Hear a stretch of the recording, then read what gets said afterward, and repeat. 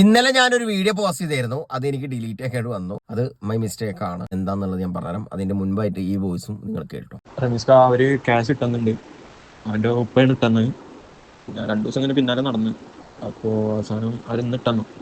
അവർ ഇന്ന് ഗൂഗിൾ പേ ചെയ്തു, correct amount ചെയ്തെന്നുണ്ട്. ഒരുപാട് ആൾക്കാർ ചോദിക്കുന്നുണ്ട് പാച്ചു കേസിന്റെ അപ്ഡേറ്റ് എന്താണെന്നുള്ളത്. അപ്പൊ ഇന്നലെ ഞാൻ വീഡിയോ പോസ്റ്റ് ചെയ്യാൻ കാരണം എന്ന് വെച്ചാൽ മിനിയാണ് ഒരു പയ്യൻ എനിക്ക് മെസ്സേജ് അയച്ചിട്ടുണ്ടായിരുന്നു. അപ്പോൾ ഞാൻ അതിന് മുൻപ് ഒരു 11,000 ദിറംസിന്റെ കേസ് ഞാൻ വീഡിയോ പോസ്റ്റ് ചെയ്തിട്ടുണ്ടായിരുന്നു. ആ പയ്യനാണെന്ന് ഞാൻ ആദ്യം വിചാരിച്ചു. കാരണം ഈ പയ്യന്റെ നമ്പർ ഉബൈദിന്റെ ഫ്രണ്ടിന്റെ കസിന്റെ നമ്പറും ഏതാണ്ട് ഒരു സെയിം നമ്പറാണ്. പെട്ടെന്ന് മെസ്സേജ് വന്നപ്പോൾ ഞാൻ ആ 11,000 ദിറംസിന്റെ പയ്യന്റെ നമ്പറെന്ന് വിചാരിച്ചു. കാരണം ഒത്തിരി മെസ്സേജ് വരുന്നുണ്ട്. പെട്ടെന്ന് നമ്പർ കണ്ടപ്പോൾ ഞാൻ അതാ വിചാരിച്ചു. അപ്പോൾ സംഭവം പൈസ കൊടുത്തു എന്നുള്ളത് അവന്റെ പാച്ചുന്റെ വാപ്പ പൈസ കൊടുത്തു എന്നുള്ളത് ശരിയാണ്. പക്ഷെ അത് 2021 ഒരു ബൂട്ടിന്റെ കേസിന്റെ പൈസയാണ് കൊടുത്തിട്ടുള്ളത്. അത് ഏതാണ്ട് 2,700 രൂപ ഇന്ത്യൻ മണി. ഈ പയ്യനാണെങ്കിൽ പെട്ടെന്ന് എനിക്ക് മെസ്സേജ് ഇട്ടാണ് പൈസ കിട്ടിയിട്ടാന്നും പറഞ്ഞപ്പോൾ ഞാൻ വിചാരിച്ചു 14,000 ദിറംസിന്റെ ആണ്. കാരണം ആ നമ്പറും ഏകദേശം ഒന്നാണ്.